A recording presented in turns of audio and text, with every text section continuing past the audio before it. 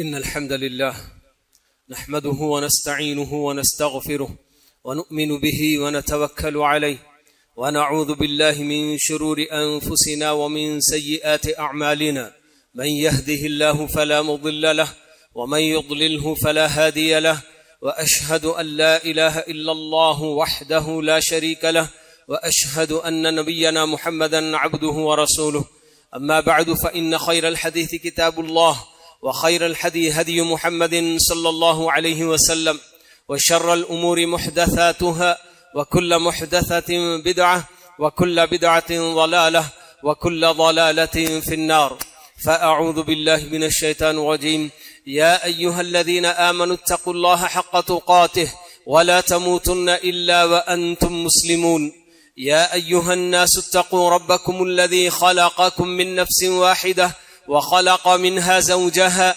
وبث منهما رجالا كثيرا ونساء واتقوا الله الذي تساءلون به والأرحام إن الله كان عليكم رقيبا يا أيها الذين آمنوا اتقوا الله وقولوا قولا سديدا يصلح لكم أعمالكم ويغفر لكم ذنوبكم ومن يطع الله ورسوله فقد فاز فوزا عظيما.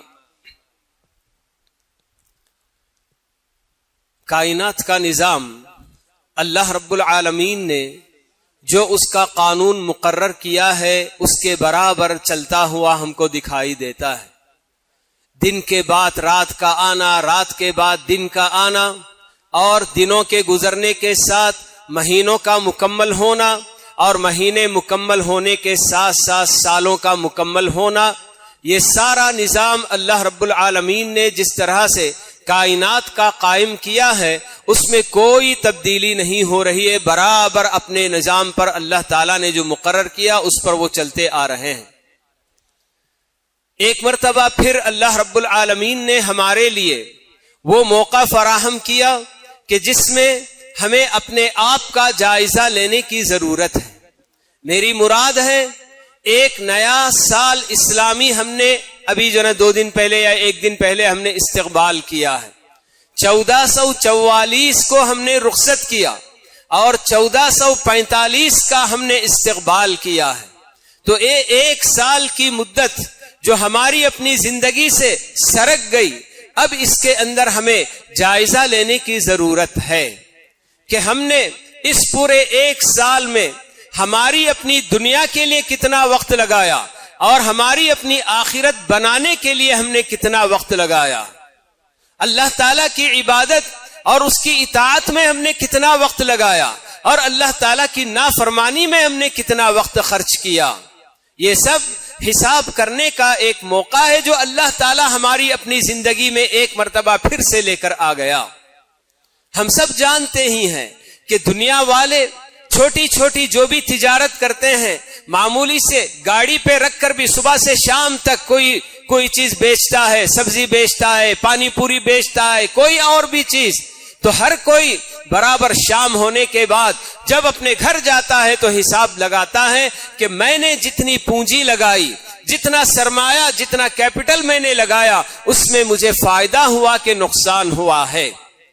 بڑے بڑے تجارت کرنے والے لوگ بھی اسی طرح سے برابر ایک وقت ان کا اپنا ہوتا ہے، چاہے مہینے میں ہو، سال میں ہو، 6 مہینے میں ہو، برابر اپنا اپنا حساب برابر لگاتے ہیں.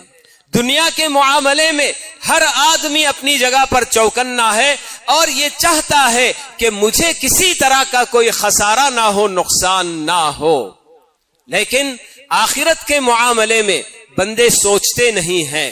ہمیں اچھی طرح سے معلوم ہے کہ اللہ رب العالمین نے ہمیں یہ جو زندگی دنیا کی دی ہے، اسی دنیا کی زندگی پر ہماری اپنی آخرت کا معاملہ ہوگا. آخرت کے معاملے کا دار و مدار ہماری یہی دنیاوی زندگی ہے کہ اس دنیا میں جیسی زندگی ہم جی کر آئیں گے وہاں اللہ تعالیٰ اسی کے مطابق ہمارے ساتھ معاملہ کریں گے.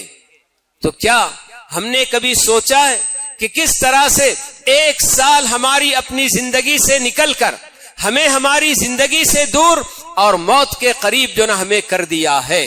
اور پتہ نہیں کتنے اسی طرح سے ماہ و سال ہماری زندگی میں دیکھنے کو ملیں گے. پھر اس کے بعد وہ وقت آئے گا کہ ہمارے اپنے قریبی رشتہ دار وغیرہ دوست احباب ہمیں اپنے کاندھوں پر اٹھا کر لے جائیں گے اور قبر کے گڑھے کے حوالے کر کے چلے آئیں گے. یہ سب دنیا کے اندر ایک روٹین کی طرح سے چلنے والی چیز ہے، سب جانتے ہیں، مگر کائنات کے نظام میں تو کوئی تبدیلی نہیں آتی ہے. برابر اس نظام کے اندر جو اللہ نے اس کو مقرر کر دیا اس پر وہ چل رہا ہوتا ہے. مگر اللہ تعالیٰ نے ہم بندوں کو، ہم انسانوں کو مکلف بنایا ہے. ہمیں اپنے آپ کا جائزہ لے کر اپنی تبدیلی خود ہم کو اپنے اندر کرنے کی ضرورت ہے. ہمیں دیکھنا ہے، ہماری اپنی عبادتوں پر ہماری نظر ہونی چاہیے کہ اللہ تعالیٰ نے کتنی عبادتیں ہمارے لیے مقرر کی ہیں، نماز کی شکل میں، روزے کی شکل میں، زکوٰۃ کی شکل میں، حج کی شکل میں. یہ سب عبادتیں جو فرائض میرے اوپر یہ فرض ہونے کے بعد بھی میں ان فرائض کی ادائیگی کہاں تک کر رہا ہوں. میرے اپنے معاملات پر مجھے نظر کرنے کی ضرورت ہے. معاملہ جب کہتے ہیں بہت وسیع یہ جو نا میدان ہوتا ہے کہ معاملہ ہر انسان کا خود اپنے آپ کے ساتھ ہوتا ہے. اللہ تعالیٰ نے قرآن مجید کی کتنی آیتوں میں یہ بات بتائی ہے کہ بہت سارے انسان خود اپنے آپ پر ظلم کر جاتے ہیں. تعجب ہوگا آپ کو کہ کون انسان ایسا ہوگا جو اپنے آپ پر ظلم کرتا ہوگا. کیا معنی ہے اس کا ظلم کرنے کا؟ کہ بندہ جب اللہ تعالی کی نافرمانی کرتا ہے، کسی بھی طرح سے فرائض اور واجبات میں کوتاہی کر کے نافرمانی کرتا ہو، یا محرمات یعنی جو حرام کام اور حرام باتیں جن کو اللہ تعالیٰ نے حرام کیا ان کو کر کے اللہ تعالیٰ کی نافرمانی کرتا ہو، تو جب بندہ نافرمانی کرتا ہے اپنے آپ پر ظلم کرتا ہے. تو اسی لیے جا بجا قرآن مجید میں اللہ تعالیٰ نے یہ بات بتائی ہے کہ ہم تو بندوں پر رتی برابر بھی ظلم نہیں کرتے، لیکن بندے ہوتے ہیں جو اپنے آپ پر ظلم کر جاتے ہیں. تو ہر انسان اپنے آپ کے ساتھ اس کا کیا معاملہ ہے، اسے معلوم ہے کہ میں جو زندگی گزار رہا ہوں، جو کام میں کر رہا ہوں، میرے ہر کام کے متعلق کل قیامت کے دن مجھ سے پوچھا جائے گا. تو میں کیا جواب دوں گا؟ تو مجھے اس کی تیاری کر کے رکھنی ہے. تو اپنے آپ کے ساتھ کا معاملہ ہوگا، اپنے بچوں اور بیوی بچوں کے ساتھ کا معاملہ ہوتا ہے. ہر آدمی کو غور کر کے دیکھنا ہے کہ میں کس طرح کا معاملہ ان کے ساتھ کر رہا ہوں. ان کی دنیا کی تو میں بہت فکر کر رہا ہوں. ہر آدمی یہ بھی اچھی طرح سے دیکھ سکتا ہے کہ آخرت سے زیادہ دنیا کی میرے اندر کتنی فکر پائی جا رہی ہے. میرے اپنے پورے 1 سال کے اندر ذرا جائزہ لے کر دیکھے میرا گھر کن کن چیزوں سے خالی تھا. میں نے اپنے گھر کو 1 سال کے اندر اتنی آسائشوں سے بھر دیا. میرے گھر میں فریج نہیں تھا تو میں نے فریج کا انتظام کر لیا. واشنگ مشین نہیں تھا تو میں نے واشنگ مشین خرید لی. میرے گھر میں اور اوون نہیں تھا تو میں نے وہ خرید لیا. فین نہیں تھا تو کہیں مختلف قسم کی دنیا کی آسائشیں میں نے اپنے گھر کے اندر پیدا کر لی. میرے اپنے لباس کا حساب اگر میں اٹھا کر دیکھ لوں کہ کل تک میرے اپنے پاس کتنے تھے اور پورے 1 سال میں نے کتنے جوڑے خرید لیے اور کتنا میں نے ضائع کیا پیسہ. بہت کچھ چیزیں ہیں دنیا کے اعتبار سے آدمی اگر دیکھتا جائے بہت کچھ ہے نا حساب کر سکتا ہے، دیکھ سکتا ہے کہ دنیا کی کتنی میں نے فکر کی ہے. لیکن اس میں سے ذرا بھی رتی برابر بھی میں نے اپنے آخرت بنانے کے لیے کیا فکر کی ہے اور کیا کوشش کی ہے. ہر آدمی کو دیکھنا ہوگا. تو اپنے بیوی بچوں کے ساتھ کے معاملے میں ہر آدمی ان کی دنیا کی ہر خواہش اور دنیاوی اعتبار سے انہیں آرام پہنچانے کی پوری فکر کرتا ہے. لیکن اسی کے ساتھ ساتھ ان بچوں کے لیے اور اپنی ماتحت رہنے والی بیوی کے لیے میں نے ان کی اپنی نمازوں کا حساب کبھی لیا ہے کہ وہ نماز پڑھتے ہیں کہ نہیں پڑھتے ہیں، یا پھر ان کا اپنا اٹھنا بیٹھنا کس طرح سے ہوتا ہے، ان کا وقت کن کاموں میں صرف ہوتا ہے، کہاں وہ اپنا وقت گزارتے ہیں. یہ سب ہر آدمی کی اپنی اپنی ذمہ داری ہوتی ہے. اللہ تعالیٰ نے یہ ذمہ داری ہم پر ڈالی. قو انفسکم و اہلیکم نارا. اللہ تعالیٰ نے بتایا کہ اے لوگو، اے ایمان والو، اپنے آپ کو بھی اور اپنے بال بچوں کو بھی جہنم کی آگ سے بچاؤ۔ تو ہر انسان کا اپنے بیوی بچوں کے ساتھ کا معاملہ ہوتا ہے۔ کتنے ایسے مرد ہوتے ہیں جو باہر تو بڑے لوگوں کے اندر مقبول ہوتے ہیں، ان کا معاملہ لوگوں کے ساتھ بڑا اچھا ہوتا ہے، لیکن جب وہ گھر میں گھس جاتے ہیں تو ان سے بڑا ظالم کوئی نہیں ہوتا۔ بیوی کو مارنا، پیٹنا، گالی گلوچ، گالی بکنا، یا اپنے بچوں پر بار بار معمولی باتوں پر ان کو مارنا پیٹنا، اس طرح سے کہ بچے بھی جیسے ہی باپ گھر میں داخل ہوتا ہے تو بچے سہم جائیں، ان کو معلوم بھی نہ ہو، یا کسی کو کہاں ہیں بچے، اس طرح کی بات تک نہ ہو۔ تو ایسے مردوں کا کیا فائدہ جو اپنی مردانگی باہر گھر کے اندر اس طرح سے دکھاتے ہیں اور باہر اپنے آپ کو بڑا ہی مقبول بنا کر گھومتے پھرتے نظر آتے ہیں۔ سب سے زیادہ آدمی بہتر ہے، اچھا ہے، یہ سرٹیفکیٹ کون دینا ہے؟ گھر والے ہی دینا ہے۔ خیرکم لأہلہ، اللہ کے نبی صلی اللہ علیہ وسلم نے فرمایا کہ تم میں سے سب سے بہتر وہ ہوگا جو اپنے گھر والوں کے حق میں سب سے بہتر ہوگا۔ تو یہ بہتری صرف دنیاوی آسائشیں فراہم کرنے کی حد تک نہیں ہے، بلکہ اس میں آخرت کی فکر کرنا بھی سب سے اولین تر پر داخل ہے۔ تو اسی طرح سے آدمی کے معاملات اپنے ماں باپ کے ساتھ بچوں کے کس طرح کے معاملات ہوتے ہیں۔ کتنے ایسے واقعات سننے کو مل رہے ہیں کہ بالکل جس کے اندر ماں باپ اور بچوں کا تعلق سالوں سے بالکل کٹا ہوا ہے، نہ بچہ باپ سے ملنا چاہتا ہے، نہ باپ بچے سے ملنا چاہتا ہے۔ ایسے سب حالات معاشرے کے اندر پائے جا رہے ہیں، حالانکہ ماں باپ کا کتنا بڑا حق اللہ رب العالمین نے مقرر کیا ہے، ہمیں معلوم ہونا چاہیے کہ اللہ تعالیٰ نے اپنے حق کے بعد ماں باپ ہی کا حق اس دنیا میں سب سے بڑا جو نا ہم کو بتایا ہوا ہے۔ تو یہ ایسے سب معاملات ہوتے ہیں۔ بھائی بہنوں کا معاملہ، کتنی چیزیں ہوتی ہیں کہ خاص کر یہ جو پیسہ، مال و دولت، اس کی وجہ سے رشتہ داریاں جو نا ختم ہو جاتی ہیں۔ خاص کر وراثت کے مسائل جب آتے ہیں، کوئی کسی کا حق مار لیا، کوئی کسی پر ظلم کر دیا، جس کی وجہ سے بھائی کا کوئی تعلق نہیں، بھائی بہن سے کوئی تعلق نہیں، اور بھی کتنی سب رشتہ داریاں سب جن ختم ہو جایا کرتی ہیں۔ تو ویسے ہی بالکل معاملات کی جب بات آتی ہے تو ہمارا اپنا تجارتی معاملہ بھی ہوتا ہے، تجارتی لین دین بھی ہوتا ہے، ہم اپنوں کے ساتھ بھی کرتے ہیں، غیر مسلموں کے ساتھ بھی ہمارے اپنے معاملات ہوتے ہیں۔ تو ہمیں ایک مسلمان ہونے کی حیثیت سے کس طرح کا معاملہ کرنا چاہیے، خاص کر تجارت میں، لین دین میں ہمیں کن کن باتوں کا خیال رکھنا چاہیے، یہ ہم کو جو نا بہت اچھی طرح سے سوچ سمجھ کر ساری چیزوں کی جانکاری لے کر اس کے بعد معاملات کرنا چاہیے۔ معاملات میں سب سے اہم صفت امانت داری اور سچائی کی بتائی گئی ہے۔ ان صدقا وَبَيَّنَا بُورِكَ لَهُمَا فِي بَيْعِهِمَا کہہ کر اللہ کے نبی صلی اللہ علیہ وسلم بتاتے ہیں کہ دونوں تجارت کرنے والے، خرید و فروخت کرنے والے اگر سچائی سے کام لیتے ہیں اور ساری چیزیں حقیقت کھول کھول کر بیان کر دیتے ہیں تو اس وقت ان کی اس تجارت میں برکت بھی اللہ تعالیٰ رکھیں گے۔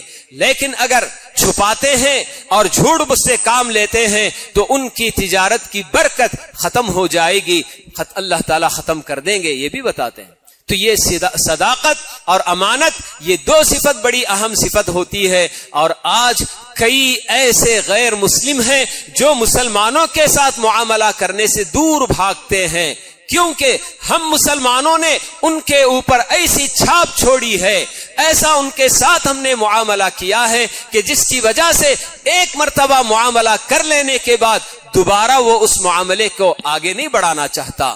ہم نے اس کے ساتھ دھوکہ کیا، ہم نے اس کو وعدہ کر کے وعدہ خلافی کی، ہم نے اس کو جھوٹ بولا، ہم نے جو مال دیا یہ بول کر کے بڑا اچھا ہے لیکن اس کے اندر خرابی پائی جا رہی تھی۔ ایسے سب کرنے کی وجہ سے آج بہت سارے غیر مسلم مسلمانوں کے ساتھ معاملہ کرنے سے دور بھاگتے ہیں، بلکہ کتنے مسلمان ہیں جو اپنے ہی مسلم بھائی کے ساتھ معاملہ کرنا نہیں چاہتے ہیں۔ کیونکہ انہیں معلوم ہے کہ یہ بندہ بڑا فراڈی ہے اور یہ بندہ بڑا دھوکے باز ہے، یہ جھوٹ بولتا ہے، کبھی وعدہ کر کے وعدہ پورا نہیں کرتا، یہ سب جانتے ہیں۔ تو اس طرح سے ہمارے اپنے آپ کے اندر جائزہ لے کر ہم کو دیکھنے کی ضرورت ہے۔ یہ 1 سال کا عرصہ پورا ہمارا اپنا گزر گیا، اس 1 سال میں کتنے دن گزرے، کتنے گھنٹے گزرے، تو ہمیں اپنا اپنا جائزہ لے کر دیکھنا ہے کہ ہم نے اپنے سونے کرنے کے لیے، کھانے پینے کے لیے، ہمارے اپنے دنیاوی کاموں کے لیے کتنا وقت ہم نے اس کے اندر ختم کر دیا، اور پورے 24 گھنٹوں میں اللہ تعالی کی خوشنودی کے لیے، اللہ کی رضا پانے کے لیے ہم نے کتنا وقت نکالا ہے۔ پورے 1 دن کا آدمی حساب کر کے دیکھے، 24 گھنٹے میں، دن اور رات میں میں نے کتنا وقت اپنے رب کے لیے نکالا اور کتنا وقت میں نے اپنے لیے اور اپنی دنیا کے لیے نکالا۔ تو یہ سب اس طرح کے جو مواقع آتے ہیں تو یہ اللہ تعالیٰ کی طرف سے انعام ہوتا ہے۔ کتنے ایسے بندے جو اس طرح کا موقع پائے بغیر اللہ تعالیٰ سے جا ملے ہیں۔ تو یہ سب ہمارے لیے اللہ تعالیٰ کا انعام ہے، جو اللہ تعالیٰ نے ابھی تک ہماری اپنی زندگی میں ہم کو برکت دیا، ہماری زندگی دراز کیا جی، اور ہمیں موقع ایک اور دیا کہ چلو 1 سال پھر سے تمہارا مکمل ہوا ہے، تو اس 1 سال کے اندر ذرا جائزہ لے کر دیکھ لو کہ مجھے اپنے اندر کیا کچھ تبدیلی لانی ہے۔ میں بے نمازی رہا پورا 1 سال، نمازوں میں بڑی غفلت میری ہوتی رہی، چلو اب میں عہد کرتا ہوں، اپنے آپ کو بدلنے کی کوشش کرتا ہوں کہ چلو آج سے میں نمازوں کی پابندی کرنے لگ جاؤں گا، اور میرے اپنے اندر کیا کیا خرابیاں پائی جاتی ہیں، یہ سب اب تک کی زندگی میں یہ ساری خرابیاں آتی رہیں، چلتی رہیں، لیکن اب اس کے بعد جتنی زندگی باقی ہے، مجھے نہیں معلوم کہ میری کتنی زندگی باقی ہے، مگر جتنی بھی زندگی باقی ہے اسے اللہ تعالیٰ کی مرضی کے مطابق گزارنے کی کوشش کروں۔ یہ جو کیا ہے، آدمی کو عہد کرنے کا یہ وقت ہوتا ہے۔ تو 1 سال ہماری اپنی زندگی کا سرک جاتا ہے اور ہم ایسے ہی غفلت کی زندگی گزارتے چلے جاتے ہیں۔ ایک عام آدمی جو اللہ پر بھی ایمان نہیں رکھتا، آخرت پر ایمان نہیں رکھتا، مرنے کے بعد دوبارہ اٹھائے جانے پر جس کا ایمان نہیں، وہ کسی بھی طرح کی زندگی گزار لیا، لیکن ایک مومن، ایک مسلمان جو اللہ سے ملاقات پر بالکل یقین رکھتا ہے، مرنے کے بعد دوبارہ اٹھائے جانے پر یقین رکھتا ہے، جنت اور جہنم پر جس کا ایمان ہے، تو ایسے مسلمان کی زندگی ایک عام انسان کی زندگی کی طرح سے تو کبھی نہیں گزرنا چاہیے۔ تو بہرحال یہ ایسا موقع کہ جس میں اللہ رب العالمین نے ہمیں یہ موقع دیا ہے، ابھی ہماری زندگی میں اللہ نے برکت دی ہے، تو ہمیں اس بات کی کوشش کرنی چاہیے کہ اب تک کی زندگی جیسے ہم نے گزاری، لیکن جتنی بھی زندگی اب باقی رہ جائے گی تو اس زندگی کو اللہ تعالیٰ کی مرضی کے مطابق گزارنے کی ہم کوشش کریں گے۔ پھر اس کے بعد حضرات و خواتین، ہم جس ماہ سے گزر رہے ہیں، ماہ محرم، یہ اللہ تعالیٰ کا محترم مہینہ ہے۔ اللہ تعالیٰ نے اس مہینے کو جب سے زمین و آسمان کا وجود ہوا ہے، اسی وقت سے اللہ تعالیٰ نے اس مہینے کو محترم مہینہ بنایا ہے۔ اس مہینے کا احترام اللہ تعالیٰ نے جو اس وقت بتا دیا وہاں سے برابر چلا آ رہا ہے۔ اس کا احترام حضرت حسین کی شہادت سے جڑا ہوا نہیں ہے، یہ بس ایک اتفاق کی بات کہ ماہ محرم میں حضرت حسین رضی اللہ تعالیٰ عنہ کی شہادت ہو گئی، لیکن حضرت حسین کی شہادت کی وجہ سے اس مہینے کی عظمت اور اس مہینے کا احترام ہمیں نہیں کرنا ہے، بلکہ اللہ تعالیٰ نے اسے محترم بنایا ہے پہلے ہی سے۔ اسی لیے پیارے نبی علیہ الصلوۃ والسلام کی جو تعلیم ہے کہ اس مہینے کے تعلق سے آپ نے بتایا کہ رمضان کے فرض روزوں کے بعد جس مہینے کے روزے سب سے افضل ہیں وہ ماہ محرم کے روزے ہیں۔ تو ماہ محرم میں جس قدر زیادہ سے زیادہ ہو سکے روزہ رکھنے کی ہم کو کوشش کرنی چاہیے، کہ جیسے آپ نے بتایا کہ فرض نمازوں کے بعد تہجد کی نماز سب سے افضل نماز ہے تمام سنتوں نفلوں میں، تو اسی طرح سے نفل روزوں میں سب سے افضل روزے اسی ماہ محرم کے روزے ہیں۔ تو یہ اس سے مراد صرف عاشورے کا روزہ نہیں ہے جو 10ویں محرم کو رکھا جاتا ہے، بلکہ پورے مہینے ہی کو آپ نے بتایا کہ یہ مہینہ محرم کے مہینے کے روزے فرض روزوں کے بعد سب سے افضل روزے ہوتے ہیں۔ تو اس لیے ہمیں جو تعلیمات ہمارے اپنے دین نے دی ہیں ان تعلیمات کو معلوم کر کے ان کے مطابق جو ہے اس مہینے کے ساتھ معاملہ کرنا چاہیے۔ باقی اس مہینے کے اندر جو کچھ خرافات اور بدعات شیعہ نے ایجاد کیا ہے، شیعوں نے عام کیا ہے، ان تمام خرافات اور بدعات سے اپنے آپ کو بالکل دور رکھنے کی کوشش کرنا ہے۔ اللہ کا بہت بڑا احسان ہے کہ واقعی ایک زمانہ وہ تھا کہ جب بچپن میں ہم دیکھا کرتے تھے کہ خود سنی مسلمان جو شیعہ نہیں تھے، سنی ہونے کے باوجود محرم کے اندر وہ سارے کام کرتے نظر آتے تھے جو شیعہ کرتے ہیں۔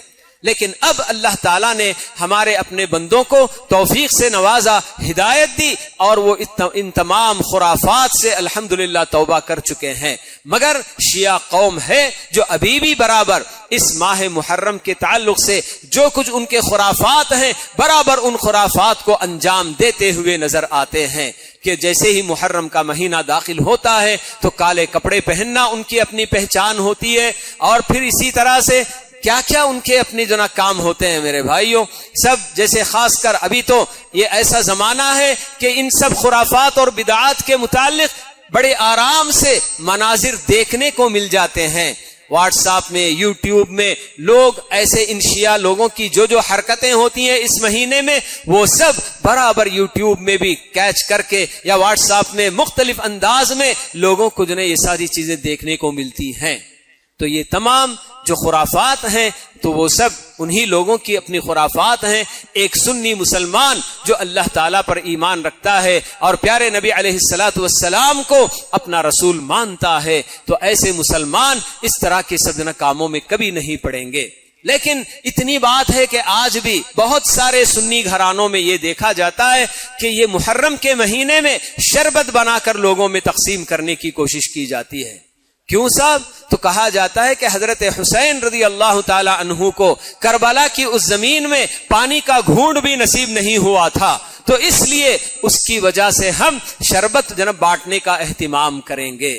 تو یہ سارے کام صرف وہی شیعہ قوم کے کام ہیں۔ ان تمام کاموں سے اپنے آپ کو بچا کر رکھنے کی ضرورت ہے۔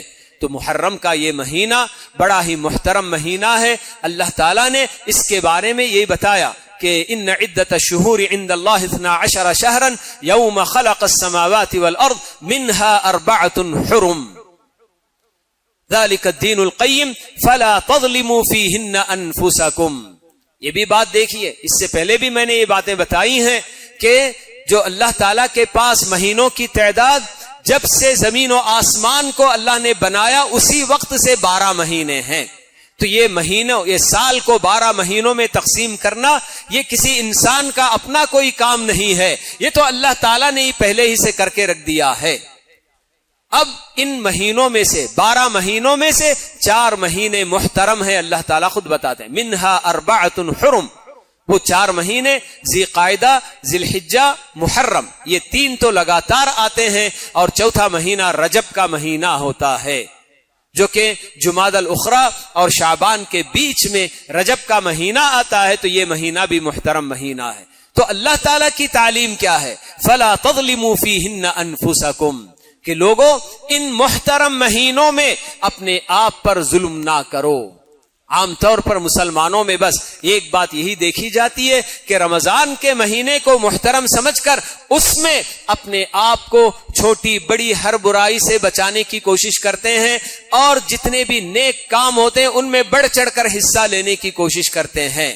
مگر ان مہینوں میں جن کو اللہ تعالیٰ نے محترم قرار دیا ہے اور اللہ تعالیٰ کی طرف سے یہ تعلیم بندوں کو دی گئی لا تظلموا فیہن انفسکم، تو اس میں لوگ کوتاہی کرتے نظر آتے ہیں۔ ان مہینوں کی حرمت کا کوئی پاس و لحاظ بالکل نہیں کیا جاتا۔ تو یہ ہماری اپنی تعلیم، اللہ نے ہمیں یہ بتایا کہ یہ محرم کا مہینہ محترم مہینہ ہے، اس میں اپنے آپ پر ظلم نہ کرو، اور اللہ کے نبی صلی اللہ علیہ وسلم نے ہمیں اس مہینے کے روزوں کے متعلق تعلیم دی ہے کہ یہ رمضان کے فرض روزوں کے بعد سب سے افضل روزے ہیں۔ تو ان باتوں کو ہی ہمیں اپنے جو ہے کیا ہے دل میں بٹھانا ہے، اور ان معلومات کے مطابق اپنی زندگی جو ہے گزارنے کی ہمیں کوشش کرنی چاہیے۔